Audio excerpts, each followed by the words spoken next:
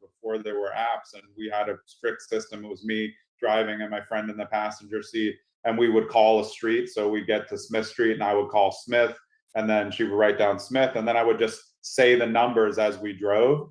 7, 15, identifying all the things that now we're looking for in the app that gives us so much assistance. But I had a system before that, and going all the way back to what we mentioned, I was a passenger in my dad's car driving for dollars from the time I was a baby on. And the story that I always tell is I was like kind of I guess I was a burglar. I mean, we would get the list of foreclosures from the courthouse steps, and there was no internet then. I'm old, so there was no internet, and we would go look for the properties, and if they were vacant, he would just crack a window. I would go through the window if it was small, and I'd go around, open the door. I thought it was great.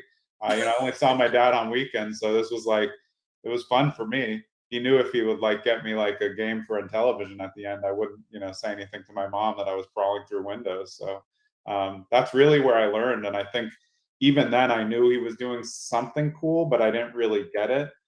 We would do that, and we would spend the weekends going to yard sale, and he knew that if people were doing a yard sale, there was a chance they were selling. So he was making a lot of offers at yard sales, while I was just looking for basketballs in the basement. But again, he part of what I do now is built on the principles that he taught me, which is building relationships. So I go much deeper on the research and back end of things instead of what I call spray and pray, which I have no problems with that. I just think that's a budgetary thing. Like if you can spend a lot, you can do spray and pray, which for anyone who doesn't know is just sending out a lot of everything and then just waiting to get them back. But because I was at the forefront of doing all the appointments, when I do spray and pray now, they're bad appointments. So it's a bad use of my time. So I really try to cull it so that if I'm personally going on an appointment, I know it's going to go well. Because I don't have a lot of time to waste, and I try to make sure that I'm using the best data. And obviously, using DealMachine helps me tremendously because I'm able to get quick data and see on a block which are my targets, and then see if they actually match up in real life to what I'm looking for. I love that. And you have a team of agents. I wanted to kind of touch on that. How did that whole thing go together with, like, do you do wholesaling? Do you do like, kind of tell me about how that was built? Yeah, I mean, so I've been investing my whole life. My dad taught me to invest, when I was young. So I was fortunate enough to really be in it for a long time. So my experience is built on a lot of personal knowledge, which helps me. But I do think that literally anybody can get into the business and do well. But I think it's a mindset thing about why you're getting in. So about 7 years ago, I ended up getting my license. I was just a solo agent. I was always investing, doing flips, doing BRRRRs, Airbnbs, all of it. And then eventually I built one team, and now I built another team, which is built as an investor-friendly team. So we're called Streamlined Properties on market. We're brokered by eXp Realty. But basically, I have about 30 agents, and most of them are, if not all, are interested in investing or are already current investors. And if they're not, I'm going to convince them to become an investor when the financing is right. That's a very big part of the equation. But yeah, we use DealMachine as a team to give them opportunities to drive their neighborhoods. And I think the thing that some people forget is that an app, like this, it's not just for off-market investors. Like for us, for on-market and teams, it's great. I let them use it as a neighborhood adjuster. They can ride their neighborhoods. They're each assigned to one neighborhood, and they can see how many vacant, how many foreclosures, and then they can start taking notes. So for me, when I know we'll get into my 6-prong approach, it doesn't just help me on investing. It helps me looking at what's the market doing. And if they're driving the neighborhood using the app, they're also seeing the for sale signs out, seeing which neighborhoods are getting hotter quicker. So having people in the car who also have an interest in getting other business is great for me because they're just doing neighborhood research, and then which helps them become the neighborhood expert, which I want them all to be. Yeah. And I do want to get to the 6-prong, but I want to ask, like, so are they all just in your area, or how do people get into this? Because it sounds like this would be something everybody, because it's like a mentorship, like, yeah. But getting into this. So how do you go about if someone was interested? Yeah, I mean, they can contact me. I'll put all my info, in at the end. But so we're in 5 states now. So because eXp is national, the team is also national. So we have The majority of our agents now are in New Jersey, but we have a few in New York, growing in Pennsylvania. We love the Philadelphia market, doing a ton of business up there. I saw a bunch of people from Philly pop in on the call.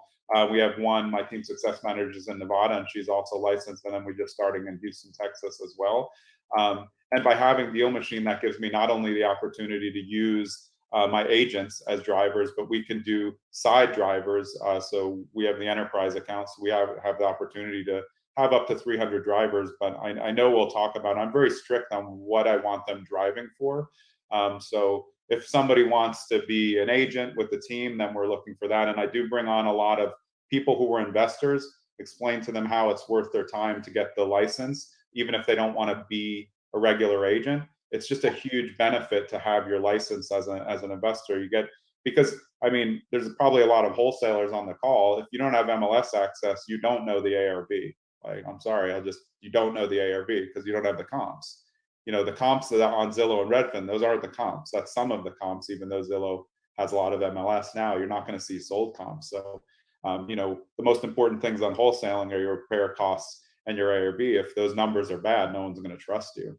And you're not going to be able to move those deals. So by giving all this kind of access, we are able to bring in people who are interested. You know, they can just drive and then they can learn.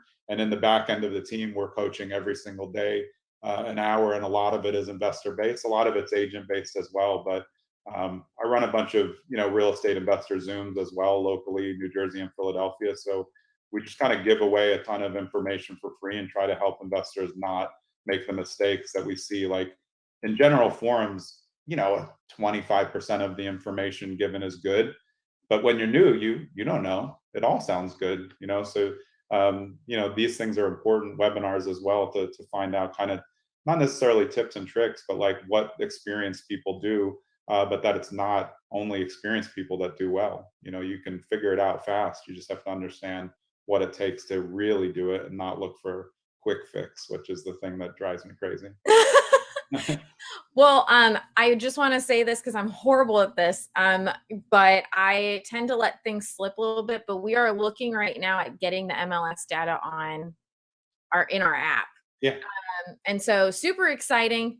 Don't ask people. I don't have a timeline, but I do know that is like in the works. So super exciting things.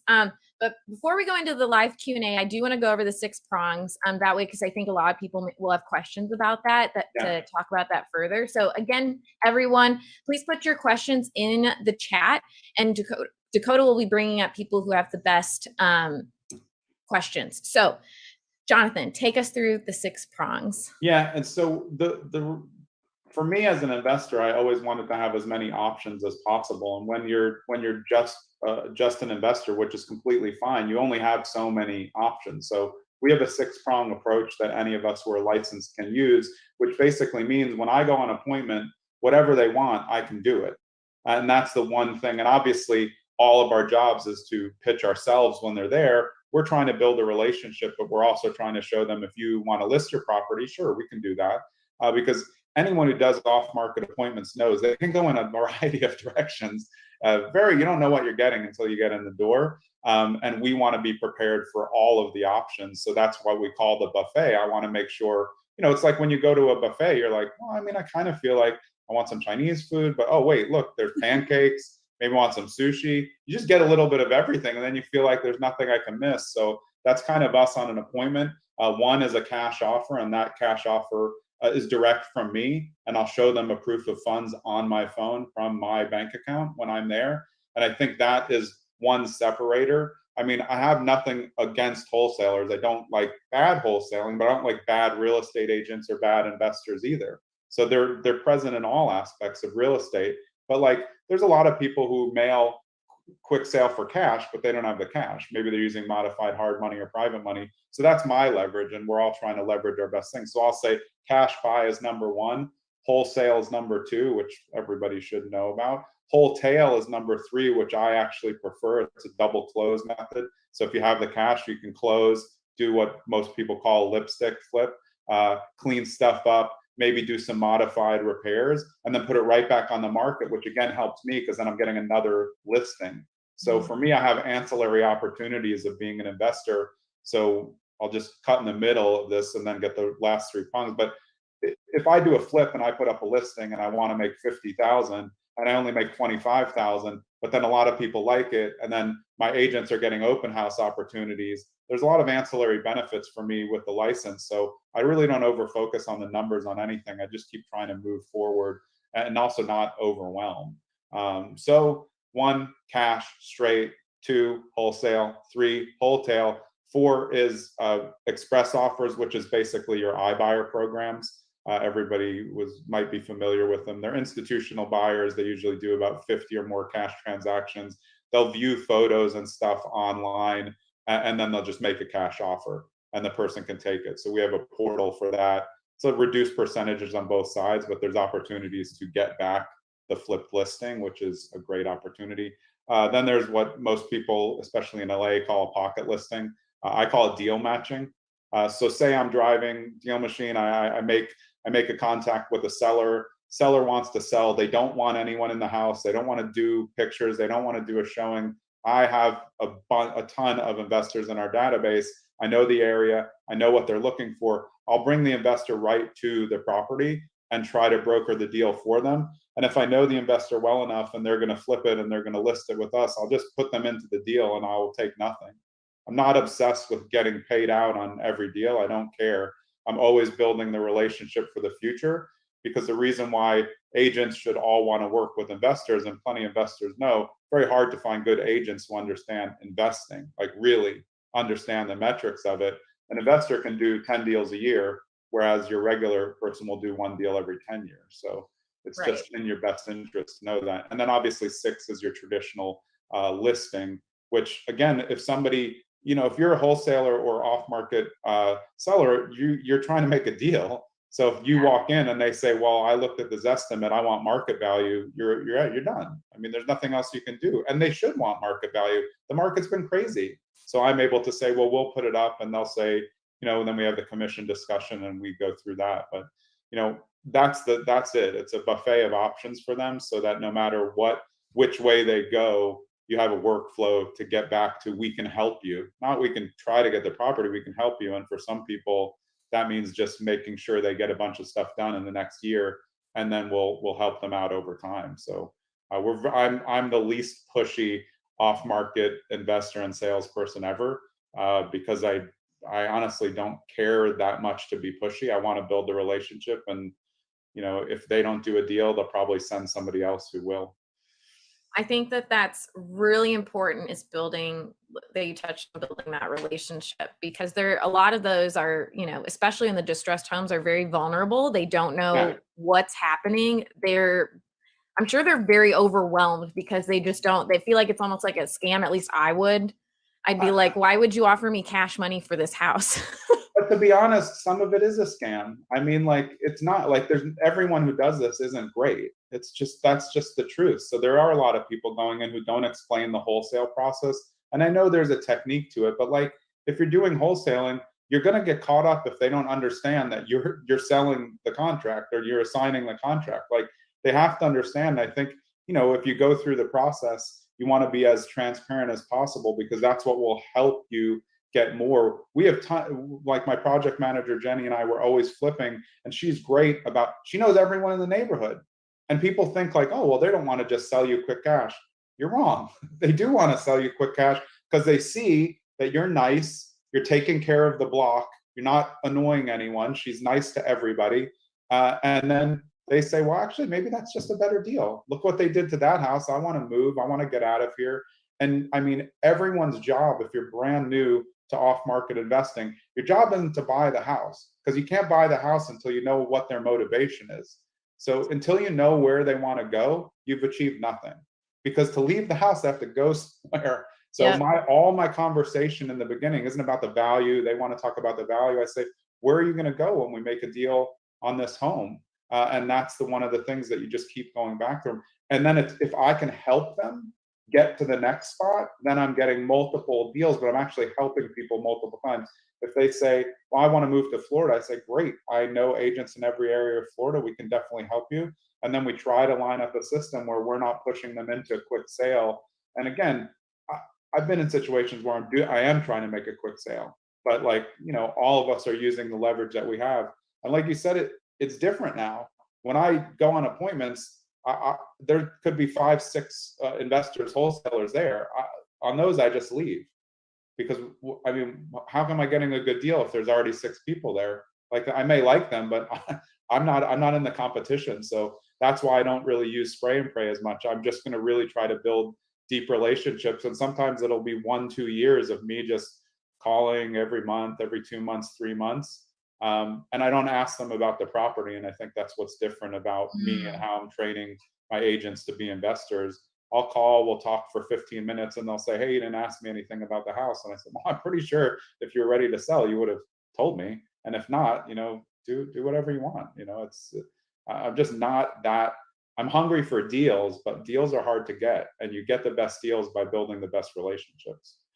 I love that. I love that you don't ask about the properties, because you're right. That's so logical. If they were ready, they'd do it.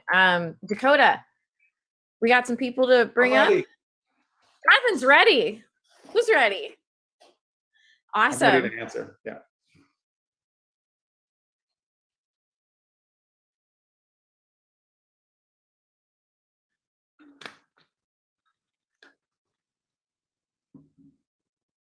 Yes. Hi, how are you? We're doing Hi, Lillian. great. Okay, How are thank you? Great. Your information is very informative. I appreciate your experiences. I'm asking, with you have your team, how do you map out so you can remain organized in their daily routes, other than doing a zip code? I mean, what's the best way to map this? Yeah, great question. So, I mean, it's different because I have an on-market and off-market team. So if we're talking about just scheduling them out for drivers, they each get assigned kind of a zip code, kind of a town, but anyone can drive anywhere. My goal for everyone is to have one driving town, just so they can know it better than anybody else, so that if something comes up, they know that off-market data. I want my driver in, say, like Bloomfield, New Jersey, I want them to know that there's 5 foreclosures on Smith Street.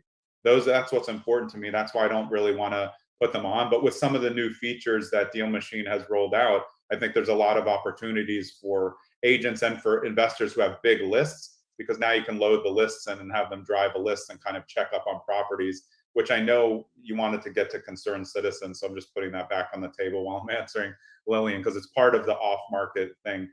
Did that explain that, Lillian? I don't really make them drive a route, because most of mine are all involved. We have very few ancillary drivers who are just driving for us right now.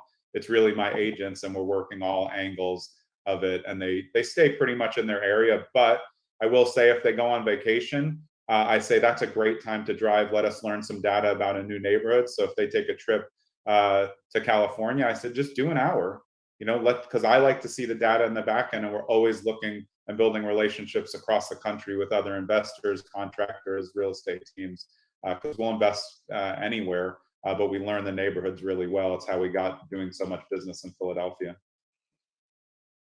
Great. What about do you have a virtual driving team?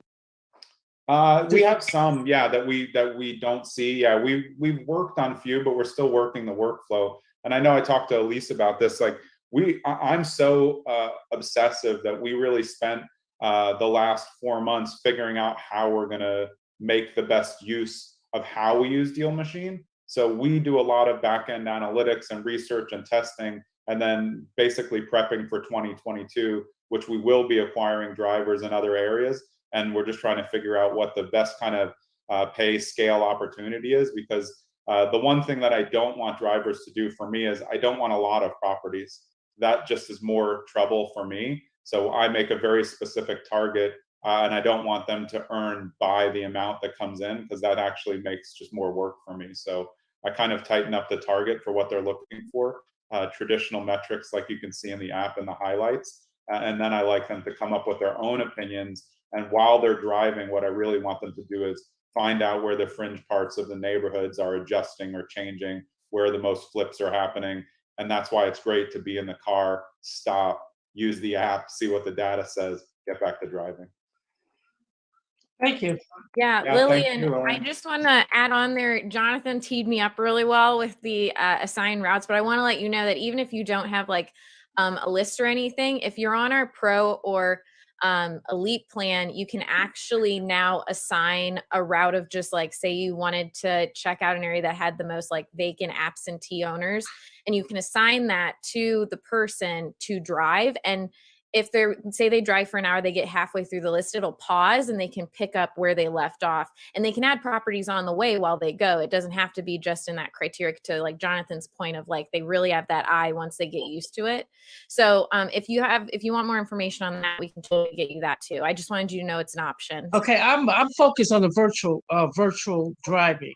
Okay, Oh, so yeah. that's a whole different ball game, and figuring out how to map this is a challenge right now. And so if someone has any suggestions, I would appreciate that.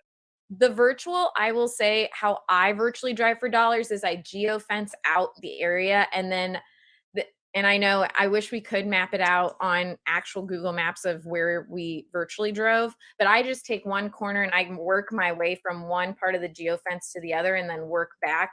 And then I know which street I stopped on to where I can go back and go forward until I'm done with that entire like geofenced area. Okay, thank you. You're welcome. Thank you. All right, we got Javon. Did I say your name right? Yeah, I want to see. Yeah, you said my name right. Awesome. Welcome, Javon. Hey, how y'all doing? Great. How Hey, can we help? well, I just want a quick question. You know, I just moved to a new city, so I just want to know, how do you determine the best neighborhoods to start driving in? You know, when you in a new city, you know.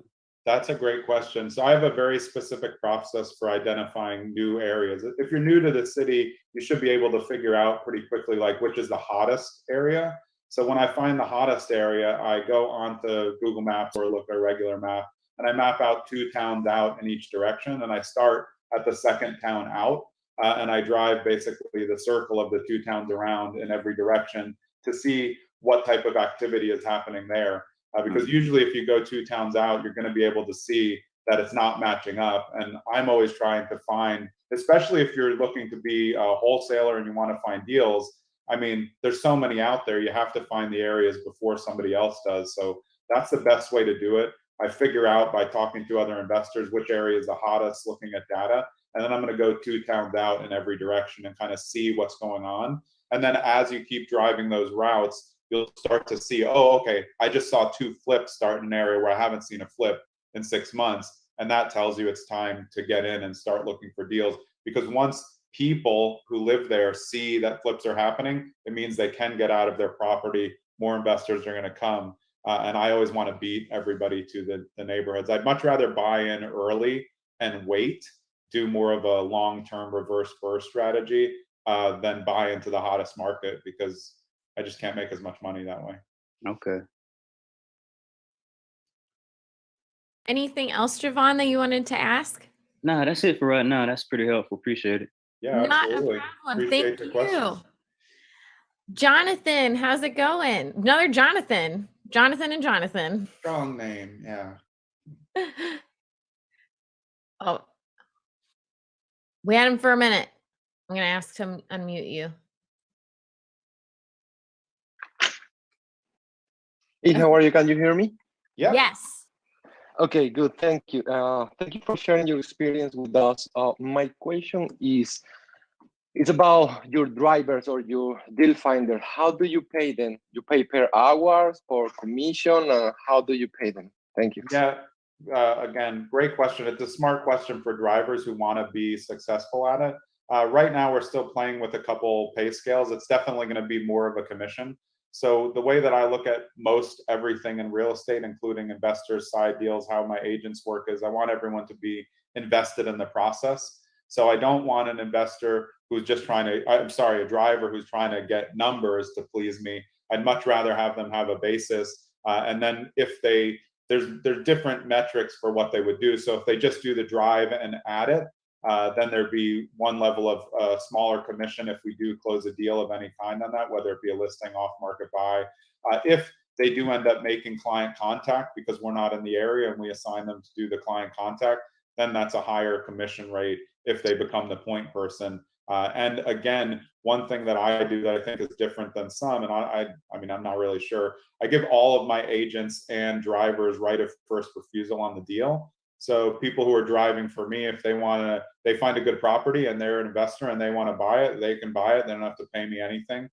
Completely fine with me. I'm trying to grow investors and teach everybody how to do it. So I think that's something that we do that's a little bit different. And that keeps you, anyone as a driver, more invested in the process. And we do we would train everybody to be potentially a point person, teaching everybody about how to do the off-market, dialogue, which again is very, very different, which is hopefully something we'll talk about, that I think is, wrong with just sending the same postcard to everybody. Every seller is different. Like quick cash is not what most off-market sellers want. I know that may sound surprising, but that's not what most of them want. Sorry to go on that side tangent, but.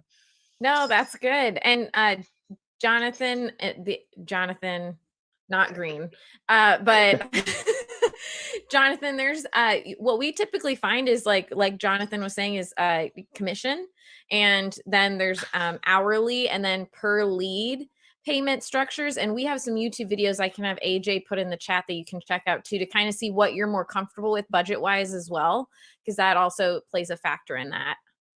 Perfect. That will be great. Thank you. You're very welcome. Thank you. All right. And I do want to have you talk about your mailers, because I think those are super important. If you are sending out mail marketing right now or thinking about it, could you guys give us a quick yes or me or something in the chat? Because Jonathan has some real gems that I would like him to, okay, we're already starting to get some real great information about how he does his marketing different to catch the attention. And I think this goes along with your, what did you call it? Spray and pray. Spray and pray. Send out as much as possible. Pray that somebody calls you back. This makes sense now. I will never forget this ever again. Sorry, that's not. I love it. Yeah. I'm gonna make it part of my vocabulary now. Okay, we're gonna get this question from, is it Kada? Yes, ma'am. Hey, how y'all doing? Hi. Great. Good. Right. Good afternoon. Well, evening. It's here in South Carolina. I have a quick question. I've been doing wholesaling for 5 years, and I'm kind of a one-man team, making good money, but I have yet to scale systems, to scale up as far as hiring people, so on. So I was wondering, first of all, what software are you using? Do you hire? Do you have VAs out of the United States? And what are you using for your KPIs? And how are you doing that? Yeah, great questions. I mean, we track everything. I mean, everything that somebody does, I track. And for some things, we're tracking, obviously we're tracking everything that we can inside DealMachine and running the metrics on each driver, seeing how many properties they put in. For me, it's not really the amount of properties, it's what percentage I think are good. And as we move forward, we'll probably initialize a grading system. If we have a ton of drivers, we'll need a grader, and that will be a VA. So we do use VAs. I've used VAs in multiple ways. I vet them very tightly. So for VA callers, it's going to be one style, and for VA data drivers, it's going to be a little bit different.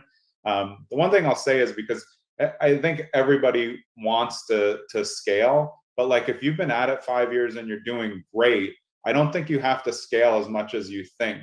I think the best advice that I could give you, because it sounds like you have good business, is finding one person who can become the new version of you, so you can scale into a higher part, which is what I call CEO model. You always want to be moving yourself up the chain a little. So with my team, I'm not going to do as many showings as I used to, because I have 30 great agents who can go do the showings for me. So you want to develop somebody, mentor, mentee, who's going to be able to do some of your appointments that you can train to then become you, so you can be out building bigger relationships with the buyers face to face. Because I think that, again, with me, with my relationships of how I think you need to build, especially for wholesalers, I think the main focus is on the buyer's list. And again, you can't have a good buyer's list without delivering good properties. So that's why I think you'd be much better served not trying to automate too much, but find like a new version of you, train them to become exactly what's made you successful for the 5 years.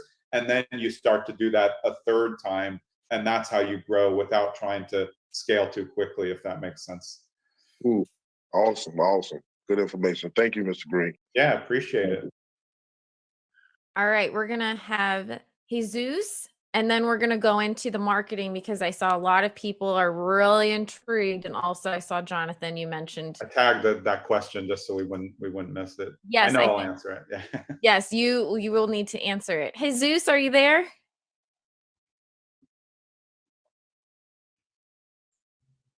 I'm gonna ask to unmute.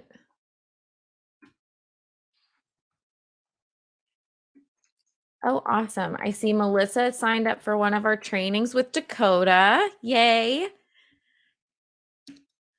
All right. I'm going to give him another second here. Ask to unmute. Dakota, do you have Jesus's question?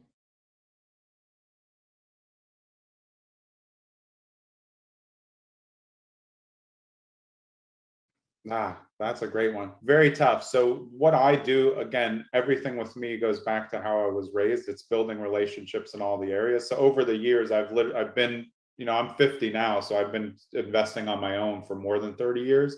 But now what I do is I'm building relationships with other investors in all areas. I also have obviously relationships with agents who can drive me to the right contractors. But we're always looking for real boots on the ground that are investing in the area to vet contractors. I don't trust the online sites, and it's hard enough finding great contractors these days. They're really busy. So we're always going to investors, and you have to remember, an investor's not going to give you their number one contractor, especially if they're doing volume, because then that's going to slow up their deals. So we're always looking for someone to give us an honest opinion as who's like a backup. And again, part of that is being involved in real estate communities like this, connecting with other investors, using the Facebook groups for the best purpose, which is getting information, not trying to like sell all our deals and everything. I think that's where you make the best relationships and find out the best things. And one thing I'll say on that, which I think is the most important when you're trying to vet any type of service person, contractor, plumber, electrician, you can use local Facebook groups also, but I never want a recommendation from the person saying, hey, come use me. It means nothing to me. I want an ancillary person to come in and say, I've used Bob Smith. I mean, might they be lying? Yeah, sure. But if you're on a Facebook or a forum, you can tell, like, no, I've used this contractor 3 times. I'm much more likely to try that. Is there a kickback involved? I don't know, maybe. To me, the tip off is if they say, tell them to say my name, I'm out. I don't want that. I just want real recommendations, which is, I use Bob Smith Plumbing. They were great. That's a real recommendation. I think that's the best way, but it does take building relationships over time. I don't think you can expect to say like, hey, I want to invest in Peoria, Illinois, and go on Yelp and find a good contractor. That's how you lose all your money. That is very good suggestions, especially the one about if they suggest themselves. It's a little, yeah. David had to learn the hard way too with all of that. So yeah. I think it's just a learning process in itself of finding someone. It always is, and no process is correct or wrong. For me, I'm just hedging in the best direction to make it easier for me, but also to get the value. But like anybody who thinks they're going to be an investor for this long and not make mistakes, like every time I flip, something goes wrong, and I've flipped a lot. It's just, this is how it works. It's an imperfect process, but by streamlining what you need to do and understanding that there's relationships involved, like this person may not like this person. You may walk in and you may be at a wholesale deal and that's your friend. I know all the wholesalers. I know all the investors, and I think it's really important. You have to understand, investing is not a competition. As much as people would like to make it a competition to see who has the most doors. I mean, I've like hundreds of investor friends. And if I'm at a deal, some people will say like, oh, well, aren't you going to buy the deals? I'll never buy a deal out from under someone who I'm representing. But if they don't want the deal, yeah, I might buy the deal. I'm an investor. Like, give me a break. But like, there's enough deals out there. There's real estate everywhere. So for anyone who thinks like, oh, the market's hot, I don't want to drive there. That's exactly the reason to drive there. Don't you want to find the one that is, you just want to uncover the gem that maybe somebody else isn't seeing. Maybe it looks okay, but you can identify other things about the house because you're driving so much. If you see a change, which will lead us right into the concerned citizen postcard, if you see a change and you're driving consistently the same neighborhood, and then you're like, whoa, whoa, whoa, 3 months ago, those shutters were not falling off. Why hasn't someone fixed the shutters? So I'm looking for things like that. Roofs, things that normally somebody would repair if they cared about the house. So when they're not repaired, that's how I'll get us into the concerned citizen. And then the other, I have several other named ones, but that's the one that people seem to get the most.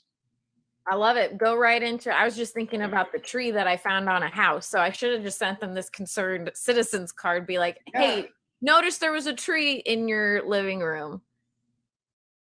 Go ahead. Tell me how I would do this. Tell me. Yeah. Okay. So I do want to grab that question. It was something about like, if they don't want quick cash, what do they want? Right. Almost everything else. Because listen, an old person, they bought the house in 1972 for $11,500 and now it's worth $200,000. I mean, they don't need the cash. They're like 72. They're going either to a retirement home or they're going to Florida. I mean, they don't need the cash. They probably have money. They're on Social Security. They're getting paid. And these are ways that you start to identify who's different for seller financing. Because people think like, you know, some people are like, oh, I'm going to become an investor and I'm just going to get seller financing deals. I mean, good luck. You have to know exactly what to identify. And the way you do that is by understanding who the seller is. And this plays into not everybody wanting cash. Somebody could have high equity in the property, so cash isn't really of any consequence. It's about, they don't know where they're going to go.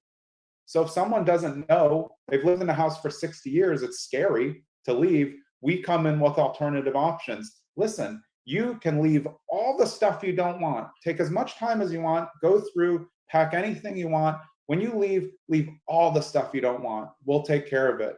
Just by doing that, that will get you way ahead of almost anybody else. We'll set up, and then if they say, well, I have some valuable things, no problem, we'll bring in an estate company for you. We'll handle the estate sale, you get the money, we'll take it when it's done, and then we just demo it and dump all the stuff in demo.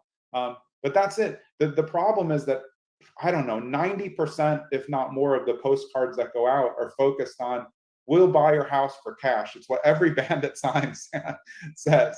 I mean, that's just not what people want. It's really not. I mean, the sound of it sounds good, but what happens if you have a nice property? Just think of it this way from a regular market perspective. If you have a property that is good upkeep, which those are still investment opportunities because maybe they need to get out for another reason. But if you have a good upkeep property, you're going to get more money if you took a mortgage. So you're going to get more money if you go on the market. So people are scared of mortgages. We explain all the other things. A 203K loan is a great opportunity for someone who wants to sell if you know what you're doing, because it gives both parties a win-win, which is what we're always looking for. So when you're asking someone on all postcards, we'll buy your house for cash, that's because that's really, you're thinking, this is what I want to do. This is what I want. That's not what they want. So you're presupposing what they want. And if you get 75% of that wrong, that's 75% of your postage just wasted. And they're getting the same message, PS, from everybody else in the area. So the way that we adjust our postcards and then getting to concerned citizen is the concerned citizen is actually what it sounds like. You're basically writing a postcard that says, I'm concerned about your property. So it goes something like this, and you can modify it. You can use this in a personal letter. You can use it on postcards. We adjust the dialogue onto the postcards. Obviously, you know, one of the best, when I got DealMachine, I was like, are you kidding me? I can take a picture myself of the property and then send it out on the postcard. This is magic. I mean, this is why it works with concerned citizens specifically, because I'll explain why. So the dialogue goes like this, whether you're in person, on phone, whatever. Hey, Mr. and Mrs. Smith, I was actually walking by your property at 123 Main Street. And I just wanted to let you know, I'm actually a little concerned because I don't know if you know this, I see you live out of state, but the windows are breaking, there's a big roof, there's a hole in the roof, and because I walk this route every day, I just wanted to let you know, if you want me to swing by every month, I can send you the same postcard with an update photo with the new thing, with the way that it looks. Oh, P.S. I'm also a local investor. If you ever had any, any ideas of selling it, give me a call, but no pressure. I'm happy to walk by every month anyway.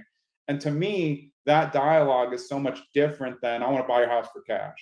You know, I want you to give me your property and I want it. You know, it's me saying like, I'm here to help you. I'm actually concerned about your property. Do some people think it's a gimmick? I mean, sure, but I'm sending them a picture, so it's true. I mean, you're not creating you know, if there's something there, there's something there. So what you'll hear in some of the other options, or when we talk about the probate, because I know you guys put that in the promo, like if you think that a probate situation, which is when somebody dies, like that's not a quick cash opportunity. I'll explain why when I tell you what happens when there's 3 heirs. It's always the same. It's never any different. And if you don't understand probate, you'll never close a probate deal because there's multiple heirs. You may be talking to one person, that's not getting anything done because they all have to agree. So that's why I'm saying like your approach is very specific on who the seller is. So if we go back to the beginning, I do a lot of back data analysis. You know, I'm going to use that skip trace function, and I'm going to get that information, and then I'm going to do some internet sleuthing. I'm going to go into Facebook, LinkedIn. I'm going to see everything I can. So some people find that to be a waste of time. That's all the information I need so that if I get in, I'm going to win the deal because I've already built the relationship. I know what's there. Or I'm not going to make a deal, but I'm going to help someone get to do something else. And sometimes that's staying in the property. They don't know what to do. You know, we'll just line them up with other people. You know, I'm all for making money. I mean, making money is great, but I just find personally, I'm able to make more money by really being someone who's coming in to help. And again, when you do that, you are coming in to a hot situation because they've been lied to. I mean, they have been. There's other investors who will come before you and, you know, tell a story, and we just try to be different. And we lose. I lose plenty of deals because I'm not trying to win them, but that's okay. But you're being very transparent with them, and so that builds like Very. that builds a level of trust that they then can tell other people in their circle, hey, they were really like, they were the ones that, you know, gave me the whole thing, the whole picture. You never know when someone's going to need some type of referral. And I think one of the things I do on site, like I never discuss price before I get there. They always want to talk about it on the phone, and I won't do it. I just will not go to the appointment if they, how can I give you a price? I can't even see the property.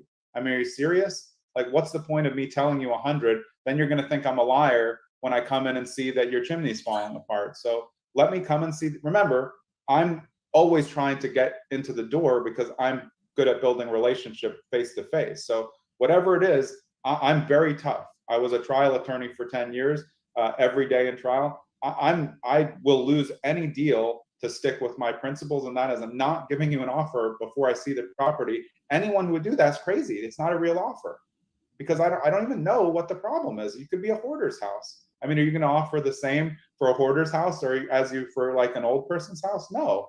Old person's house is generally well taken care of. Maintenance is well done. Like lots of carpet, hopefully over wood floors. Everything is pristine. It's just old.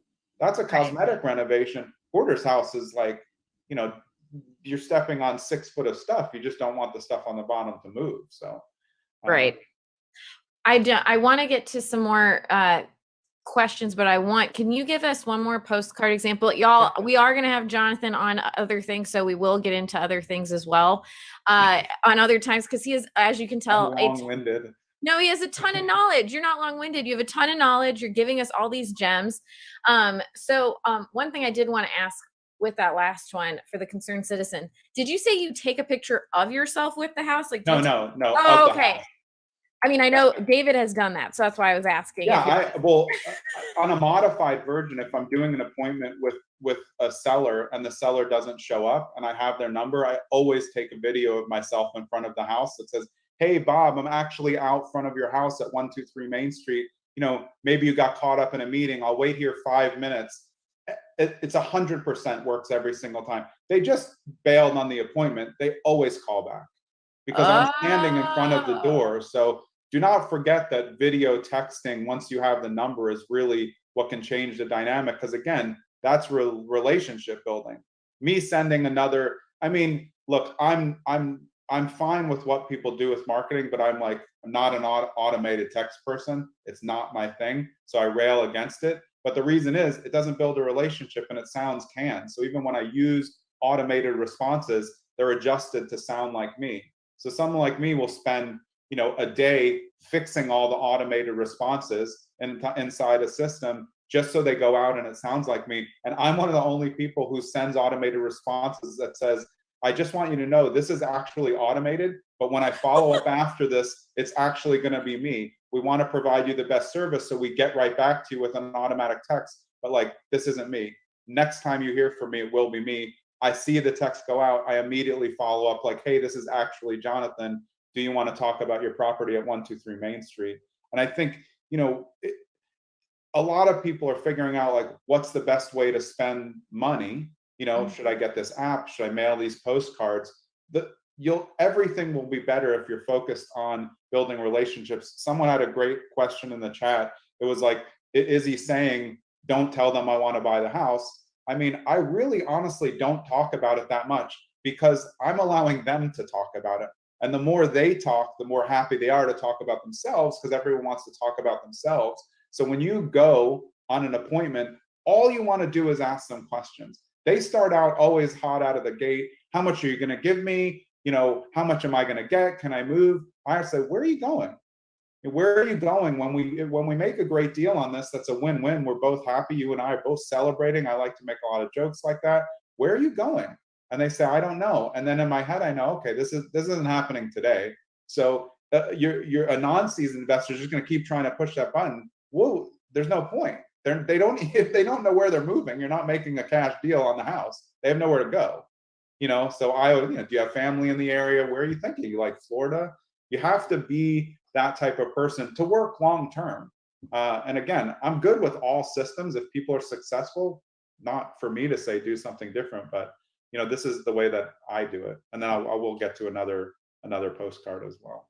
All right, I just want to tell y'all, you better have a pen and paper out. I grabbed one because I was just like, I know I can watch the replay, but I need to write this down right now.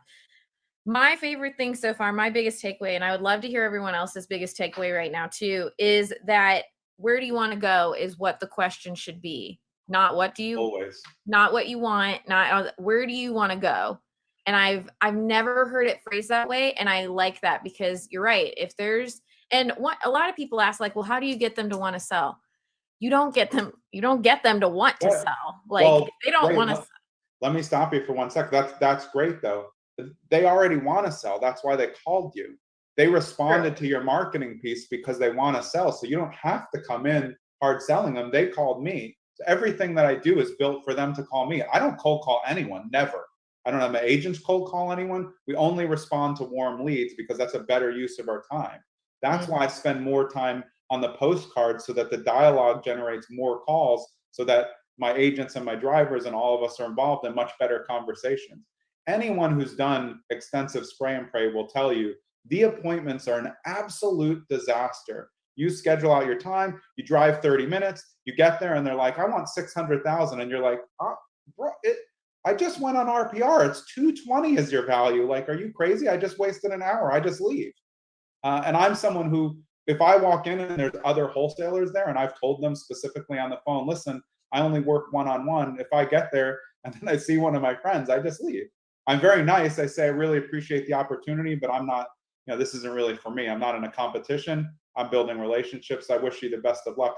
A lot of times they'll call me. I will text them after that and say, how'd you do? I hope you did well. And I'll give them feedback on who's there, who I think the best one to deal with is.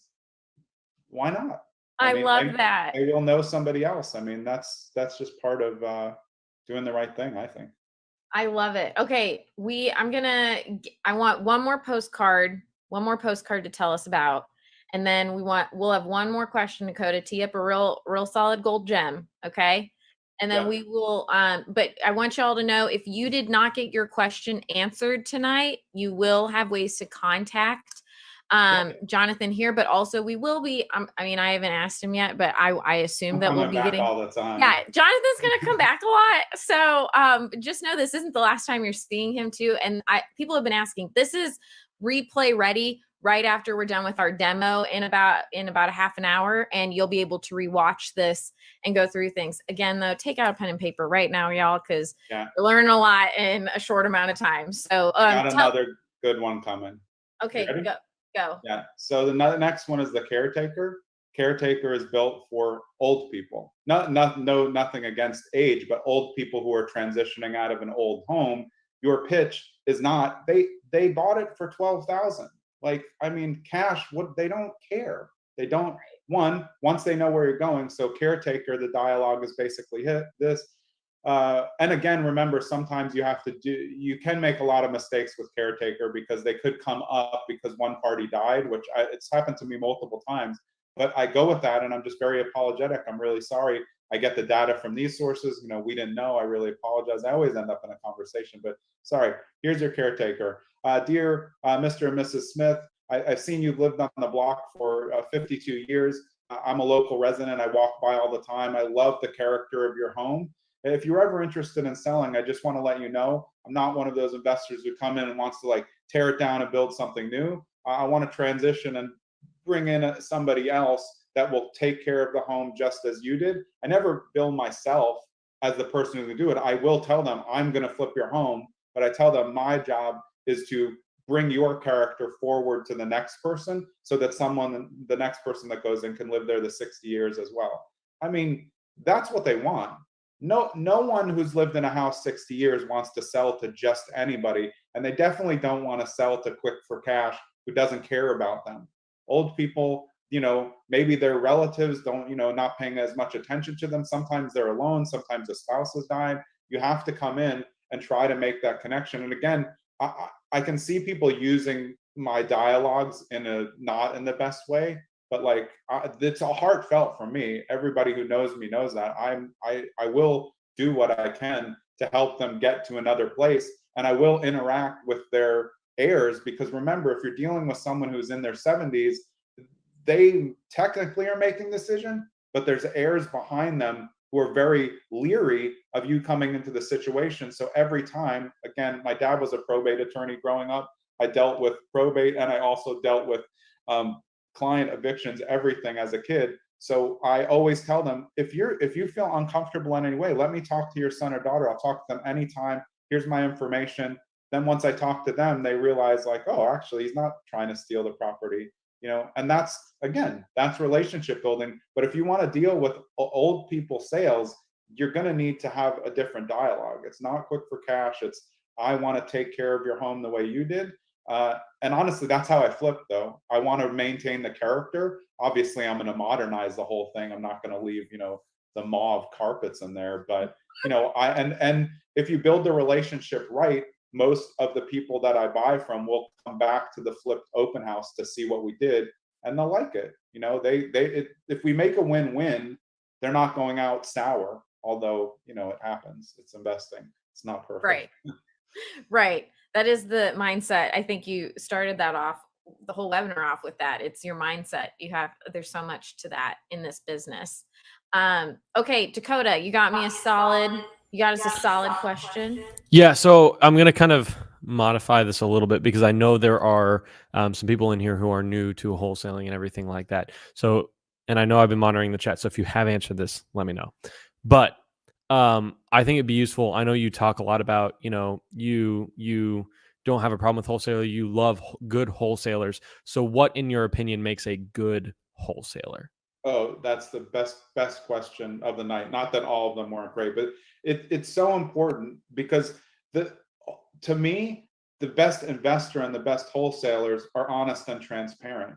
And for some reason, people think like, oh, you shouldn't do that. No, you should. You should explain what wholesaling is and how it works, because if you don't, you're going to have a problem later. They're going to feel like you just stole your spread from them. They have to know up front, listen, this is how it works. I am going to get some money in the middle because you don't know I mean, I'm not going to say it like this. I'm going to say it nicer. You don't know anybody. I know lots of people who want to buy for what you're looking for, if that's quick cash. So for that, I'm going to get a fee in the middle, but I'm going to write up a contract that's going to pay you. And for me as a wholesaler, I will close it. So that's the one thing. If you're transparent and if you don't have the cash, don't say you have the cash. That's just aggravating to me on a personal level, because they think you have it. If you're using hard money, do you need to go in and explain how hard money works? But no, but let me explain something. The only thing that is cash is cash. Hard money is not cash. Private money is not cash. Your friends isn't cash. Cash is cash in your own bank account, because all the other forms of cash have requirements. Your friends may decide they don't like it. Hard money is still going to do a mini appraisal. They may think that you didn't do the information right. So one, honesty and transparently, and then without any question, you cannot be a good wholesaler if you do not know repair costs and you don't know how to get the correct ARV. I would never trust a wholesaler when the numbers are wrong.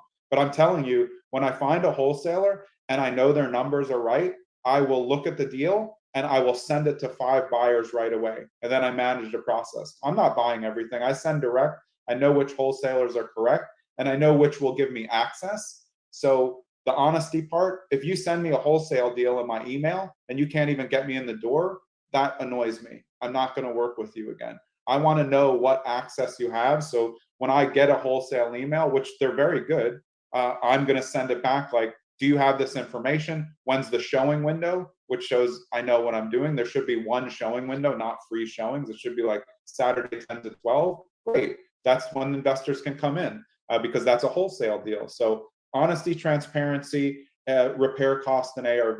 The biggest mistake that brand new people, brand new to wholesaling, they don't have any idea how repair costs, and somehow they think a contractor is going to come with them and just be like, hey, it's sure, I have nothing else to do. Let me give you an estimate that has no chance that I'm going to get the job just to help you.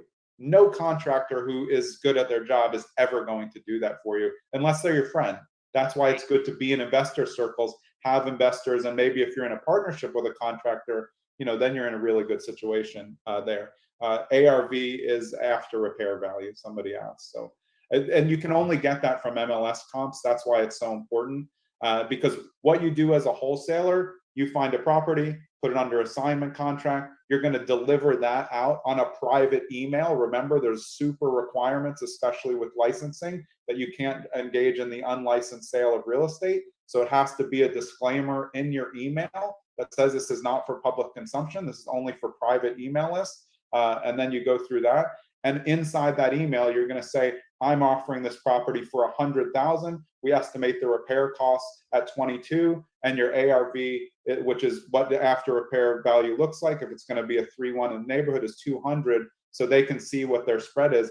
If that's wrong, which it is a lot of the time, like Jenny and I will open up a wholesale, we'll send it to each other, and I look at it and I'm like, I can look at the pictures and know the Reno 70, and it says in their Reno 30, and I'm like, yeah, I mean, like, this is just silly, because their spread is built in there, but you can't sell that deal. I mean, you can get lucky. You can definitely get lucky these days. There's a lot of people overpaying for stuff, but that's a great question. And if I could have any way of helping change wholesalers, even if you're good at it, if you do things a little bit more transparent, you'll be much better because you're helping people and giving them the information. There's nothing worse than being the seller in a wholesale deal and not understanding that you're not the one buying the property.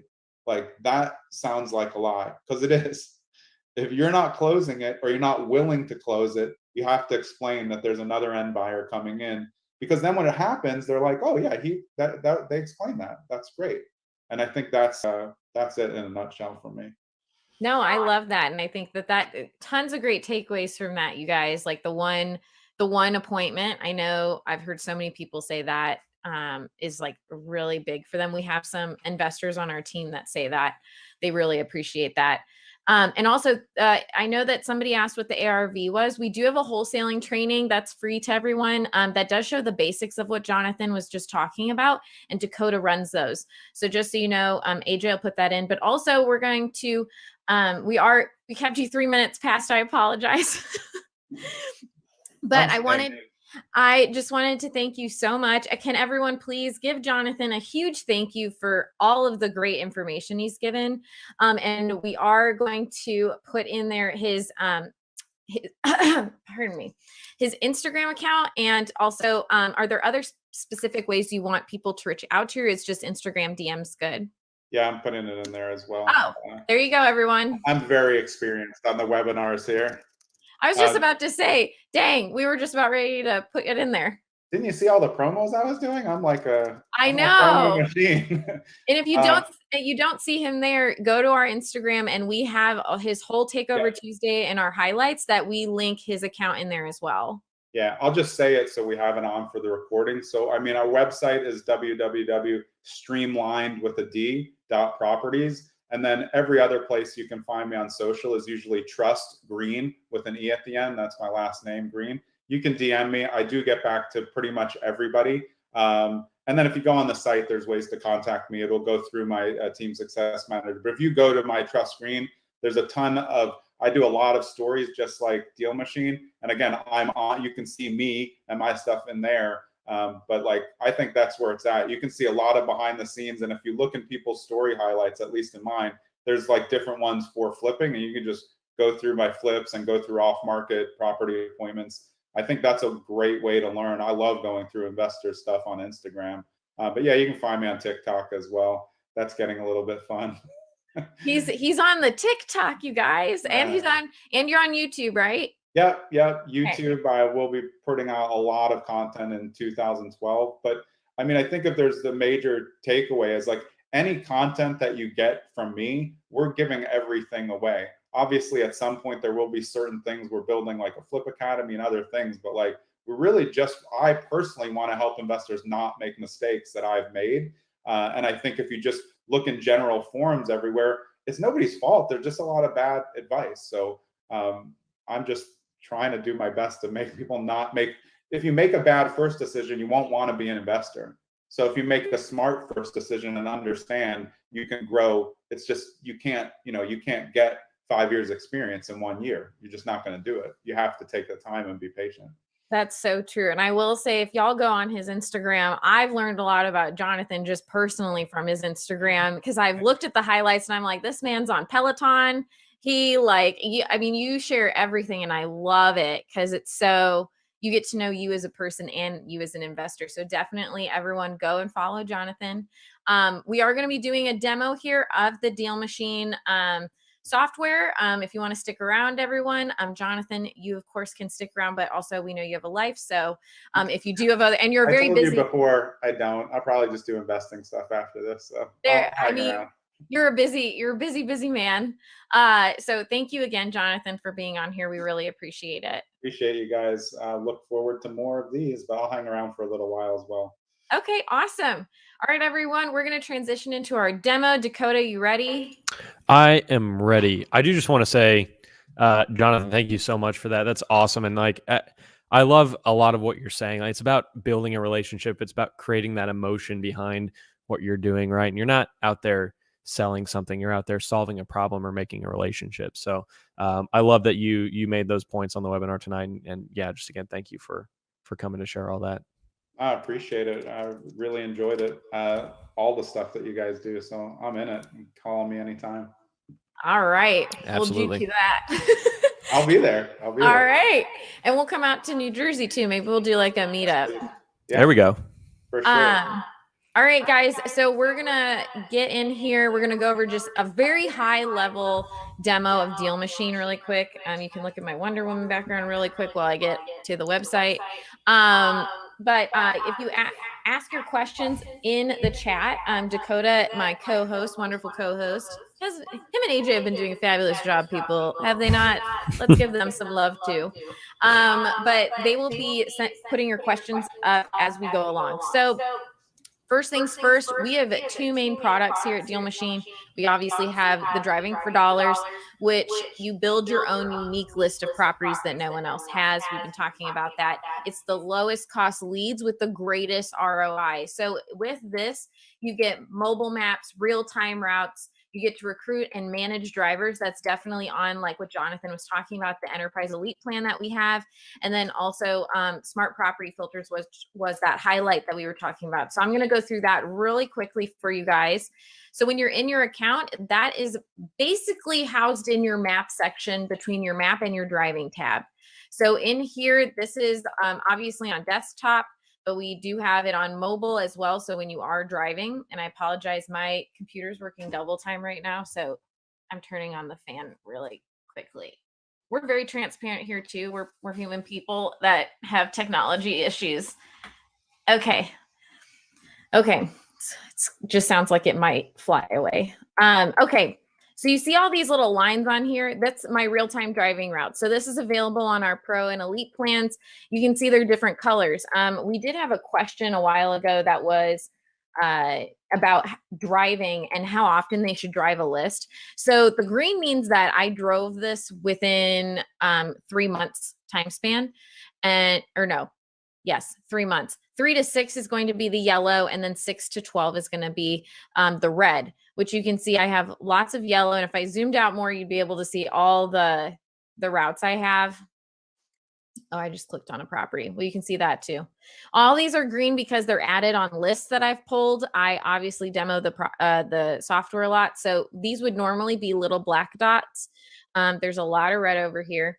And then this highlights feature that we talked about, this is available to everyone, every plan.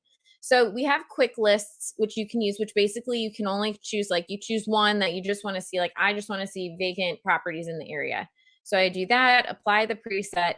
And this is another way that I look to see maybe where I want to drive if I'm in a certain area. So I can see that there are a bunch right over here. So I would just kind of go up and down and see what I'm seeing. This would be the part where you know, Jonathan's dad would say, go jump through the window and see if it's really vacant.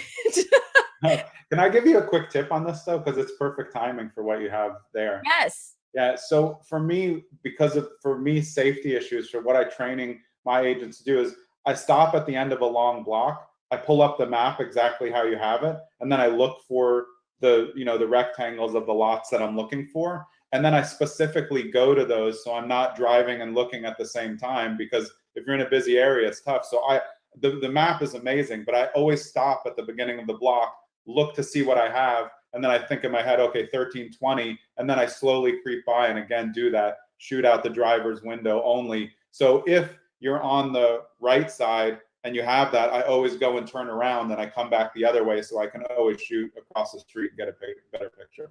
Sorry, you had the map up, so I thought it was a good segue. No, that was so good. And it made me think, and actually I'm going to write this down. I feel like we need to do a D for D safety, like reel with Jonathan Greene. I think that would be a great little clip. So yeah, so this is, again, like Jonathan said, you just look at it and then you can go and drive to those specific houses. And I do tend to look around them, even if, you know, don't count out owner occupied, because that's not, you know, we talked about the senior citizens. If you see like a wheelchair ramp, I've added those. Okay, the metal awnings get me every time, and that would be where I would be using the John Greene postcard of the senior citizens, and just saying like, hey, it looks like your house has been, I mean, the yard is kept up really well. And I know we talked about virtual driving for dollars. I find those the most, because they're kept up really well, but you can tell that they haven't been updated in 40 years. So something to look at. And so with this highlights, you can actually, if you're on the mobile map, it'll say start driving down here. The driving tab in itself actually keeps all of your routes here. You can download them. This is really great come tax season to do the write-off for the miles you've driven. You can see your analytics here of how long you've driven, how long your team's driven. This is how David meets with his drivers every week and breaks down, hey, are you adding the amount of properties? Because they have to add a certain amount of properties per hour because they are designated drivers. And he goes through the properties themselves in front of the entire driving team. So they can say, hey, why'd you add this property? It didn't match this. Or, hey, this was a really great property. So that's just something that you can keep in mind if you're starting to hire drivers. Then if you are looking to recruit more, on that elite plan, Jonathan gets a recruiting drivers page. And all of our elite plans have this to where you can customize a whole entire training portal. So that way you don't have to onboard people. You can just have them go through this, and very seamless. And all these videos are housed in their app. So if they ever have questions after that, they don't have to keep coming to you. They can just go to the settings and look at those training videos, and you can make all of the training videos yourself. I actually really highly recommend at least doing one of them with you in it, so they know who you are and they know who they're working for. Because if you're recruiting people, they're kind of, I mean, I've interviewed David's drivers. They thought it was a scam at first. They weren't really sure about it, because they're like, why would I be driving around for $20 an hour and adding properties? That just doesn't make any sense. But the fact that, you know, he sees them, he sees David, he talks to David, and David kind of shows him that the proof, I should say, that it's real. I mean, he's had these drivers now for over a year. So, and they're great. They do the app all the time. So going back to this, our second product is our list builder. So this one's really easy peasy. Dakota, did you want to talk about this at all? There we go. Now I'm on the stream. Yeah, we can talk about list builder. So, you know, you've got all your lists in the sidebar there. So custom lists that you make from your leads, just so you guys know, you can find them in this sidebar. You know, when you filter your leads by specific motivators, you're stacking certain things, you can select all of those and create those custom lists based off of them. Now, the actual list builder product is where you click the build list button. You select where you want to set up your boundary. So we do allow you to be as narrow or as broad in where you'd like to search as you'd like to be. Elisa is showing you this custom drawn area, which is great for certain neighborhoods, specific areas of the city that you'd like to target. And then just like the highlights, you'll go through and you can select specific motivators that you're looking for, whether that be a quick list, a preset, and presets do transfer from driving for dollars to list builder. So if you're, you know, looking for certain highlights, you've created a preset for that in driving the driving for dollars portion that actually carries over to list builder too. You can separate them if you want to, but just know you have that option. So you select everything you're looking for, you name your list. Please, one piece of advice, be very specific with your list names. That way, you know how to be targeted with your marketing. Like we've talked a lot about tonight, it's targeting your marketing is incredibly important. So the more specific you can be with your list name, the better you can target your marketing specifically for the people that are in that list. So name the list. I always like to include the date as well, so that I know the time frame with which I'm working in for that list in particular. And then you can select whether or not you'd like it to be a smart list. Smart list is a fancy term for what I like to call a dynamic list, where we update our data every Monday. And when there's new properties that match the filters that you selected in that area that you set up, they will get added to the list. And in the same way, any properties that lose any of those filters get removed from that list. So that's a very brief overview. We do a little bit more in-depth dive in the trainings that I do on Tuesdays and Thursdays, but it is awesome. And yeah, you can watch the list be built right in front of your eyes, or it does happen in the background. So if you want to go do something else, if you want to go drive for dollars or work on marketing pieces or something like that, you'll get an email when that list is completed, and we'll take you directly to the list. Yeah. Great job, Dakota. Thank you. And one thing I love is this breakdown here. I forget who it was, talked about like KPIs and stuff. This is a great way to check and see what's working, and what, you know, did this list work well? Is this the criteria that perform better than other lists? And you can do this with your organic ones as well, just to keep track of those KPIs of maybe it was on a different marketing campaign, things like that. Trying to track those down. Awesome. Thanks, Dakota. Some of the other things that are included with every plan is real estate data. So we do have all the things that come with the basic owner info, and I'll show you guys that. We have skip tracing in the app, 14 cents on our starter and our professional plan, and 12 cents on our elite plan per skip trace. And I'll show you what you get with that. And then the direct mail marketing, which we have really pumped that up within the last like 3 months. Dakota also has a training on that, so I'm not going to go too deep into it. We're going to do very high level because it is a monster of a feature, and it does so much. It's very much, you can get really lost in the weeds there. But first things first, I did talk about having tasks for your drivers. You can do tasks for your team as well with calling and things. Just so you guys are aware, this is available on all plans. You can see my past due from June 24th. You can see I didn't actually do that. So I would be getting a slap on my wrist from my boss of some sort, saying bad you. And then you can mark as complete, but you can also see all the ones like drive leads filtered by. This was what I was kind of talking about. So I can click into this when I'm on my mobile phone, and it can start me on that route. It's going to track me. It's going to lead me to where I need to go, which is even better. So you don't really, that's another safety feature of this, is that it's leading you there. You don't have to actually like try to figure out how to get there and get distracted. Just use it like your regular GPS when you're getting somewhere.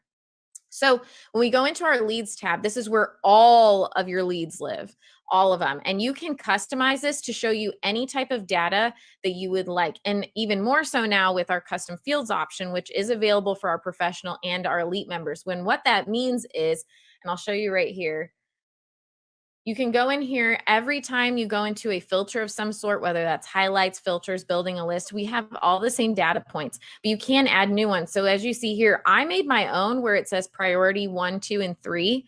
And actually I saw another one that someone was doing where they were door knocking and they were using 2 different, and it was actually Matt Picaro, who was showing us his 2 door hangers, and he was tracking which door hangers would get a response from. So he had a new custom field where he could go down here. You can get different data points, and you can go by anything. I mean, you can filter everything by your lead list, by which ones have skip trace successfully. And then you can also edit these columns just kind of like an Excel sheet. All right, another thing, you can make these pictures bigger. So when David is in his meeting with his drivers, he doesn't want to click into every single one of these to check them. So just make the picture bigger. Makes it so much easier on the eyes. You can bulk edit things. So you can bulk edit by starting campaigns. It will not automatically start a campaign, just so you all are aware. It will just prompt you to tell it which campaign you want it to go on. And we have simple and advanced campaigns right now. Simple is just the same postcard over and over again, which is totally fine. And Jonathan, actually, I meant to ask you this. How many postcards do you average send out per like sequence?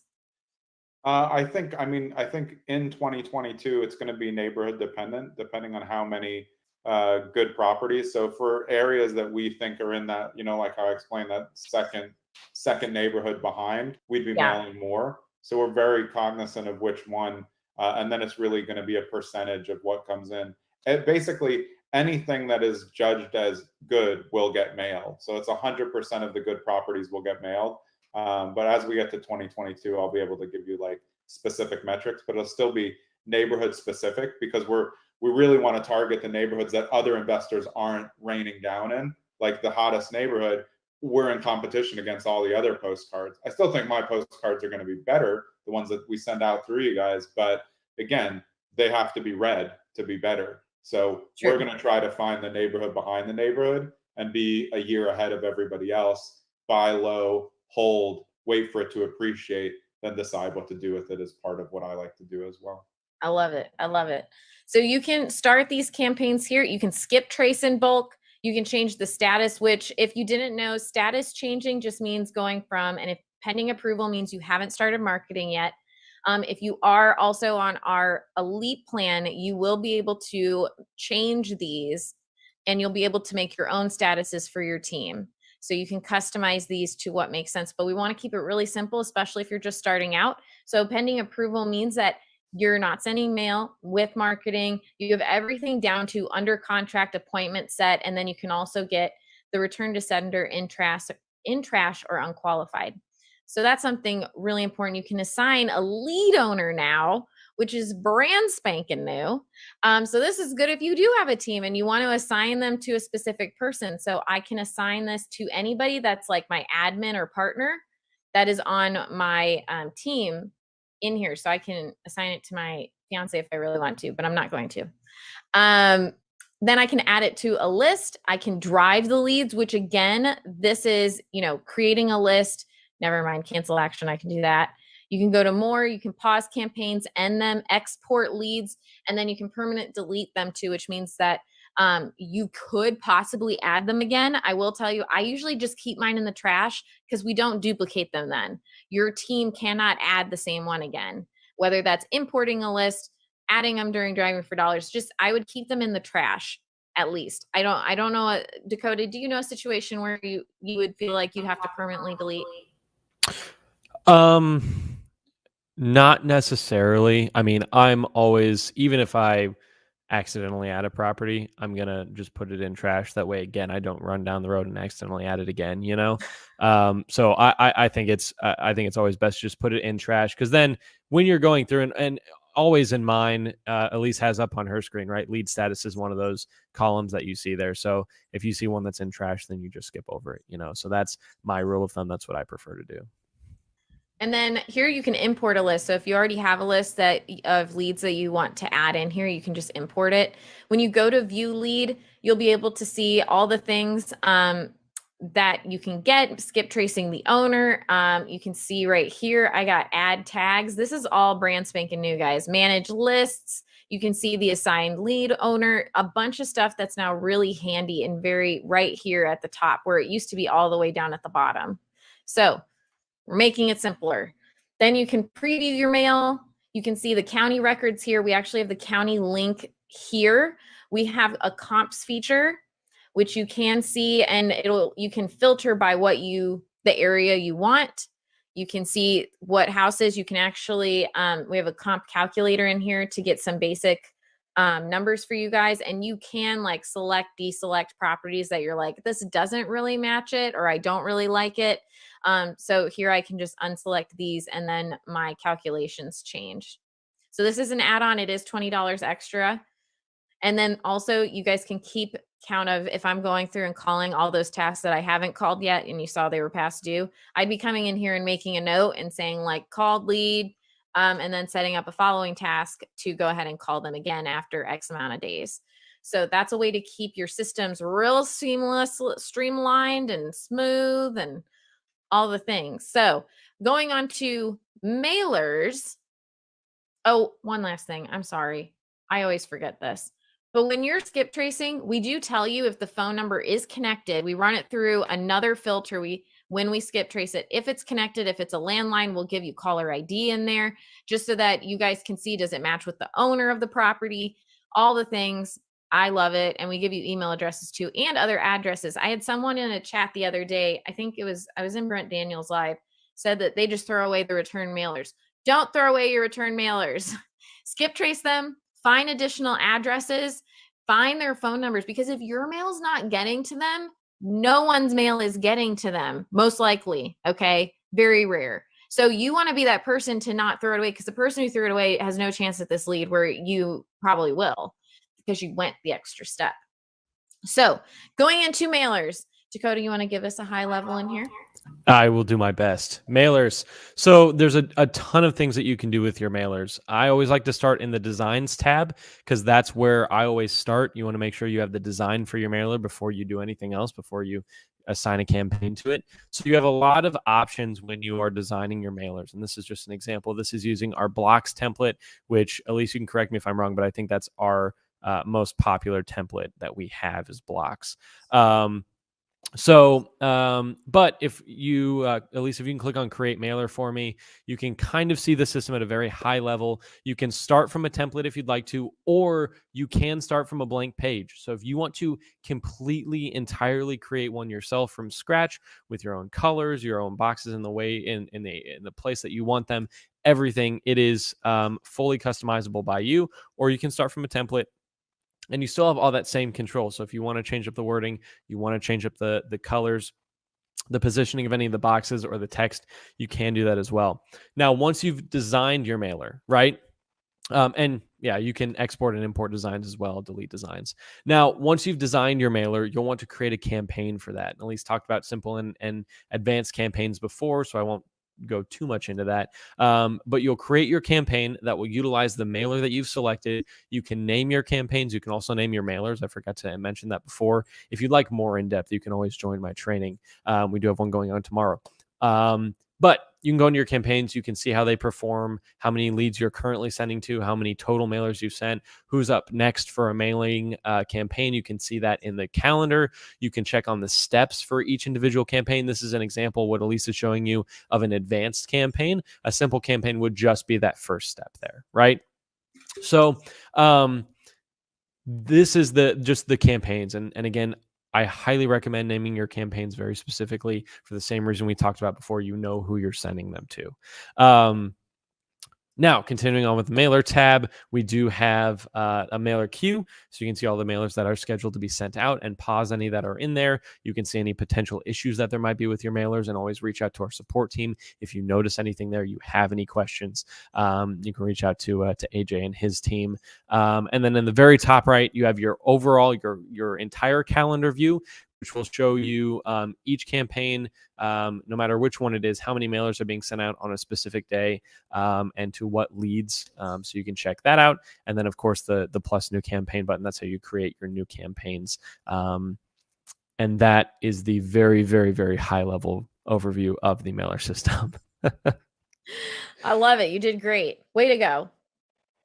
All right. And the next couple things are very, again, we know that this is an evening. We want to be very conscious of your time. Team is just your team and their permissions and what they have access to. Get free leads is your own personal promo code to send out to people that you get $5, they get $5. It's win-win. Selling page, you put something under contract. This is for everyone on here that has a DealMachine account.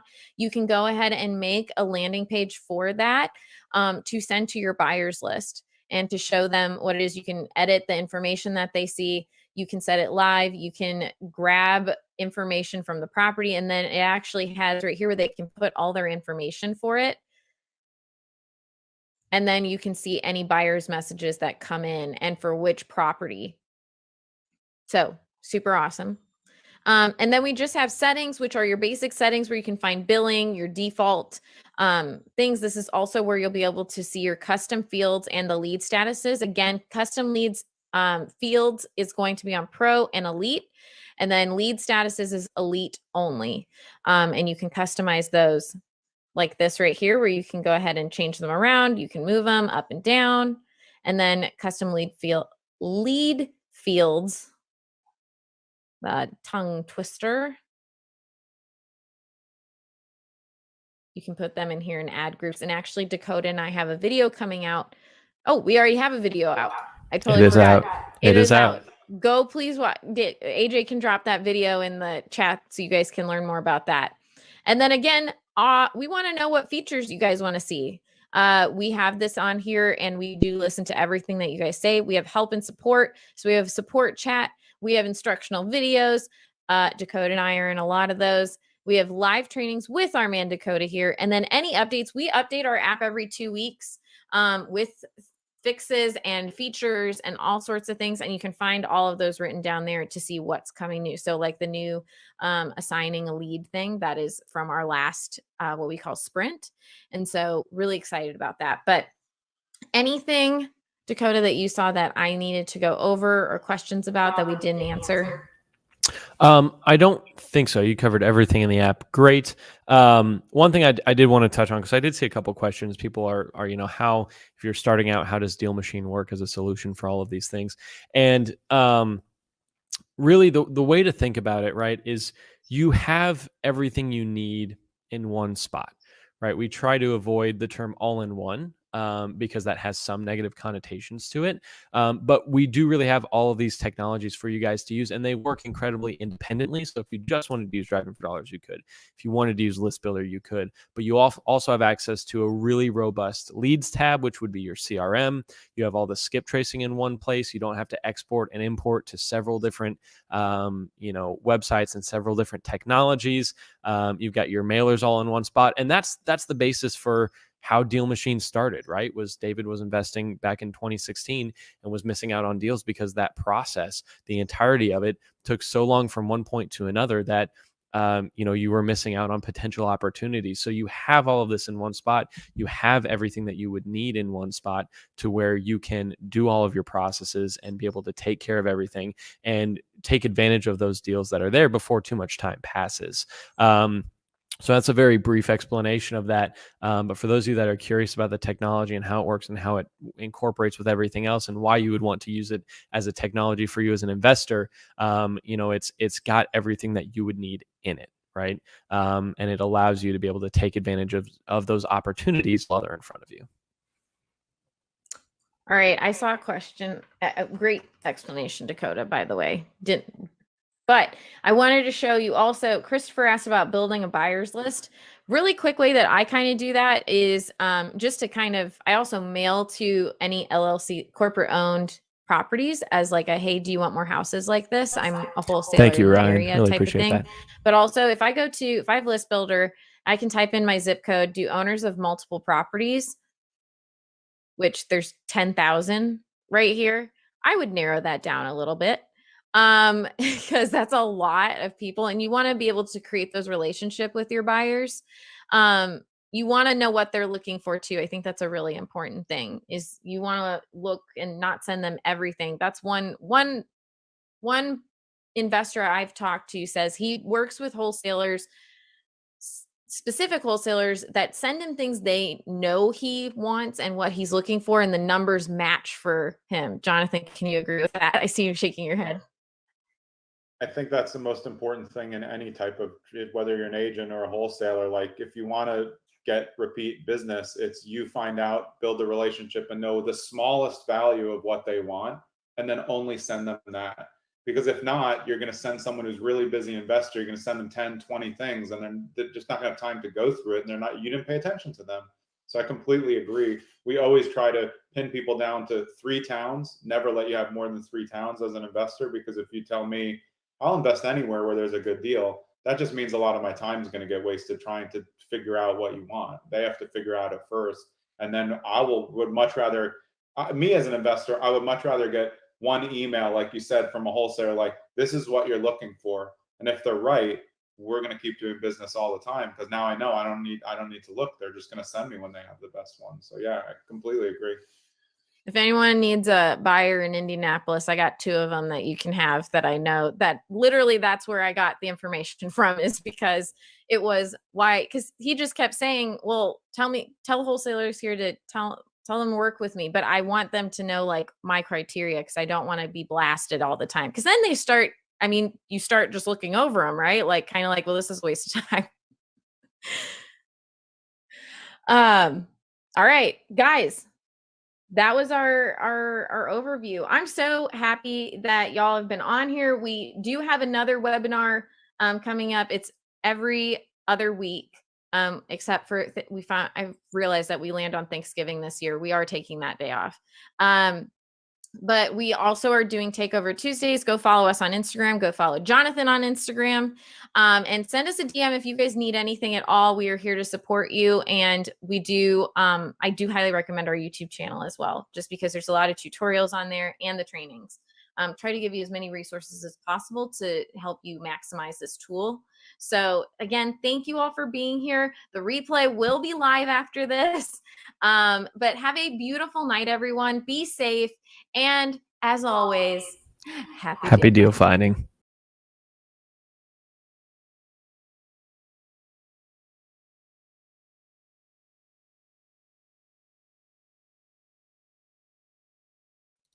Sorry about that, everyone. We got cut out there a little bit. Thank you so much for joining this evening. It was an awesome night, awesome evening with Jonathan Greene, and I thank you guys so much for joining and being a part of that. Ryan, thank you so much for all your comments in the thread there. Check out the YouTube channel. You can watch this replay directly after we end the stream here. And again, just thank you so much for attending. We'll see you all soon. 2 weeks from now, we will have another webinar going on. So feel free to come back here. You can always register and join the Zoom call as well if you'd like to do that. Otherwise, like Elise said, happy deal finding, everyone. Have a great evening.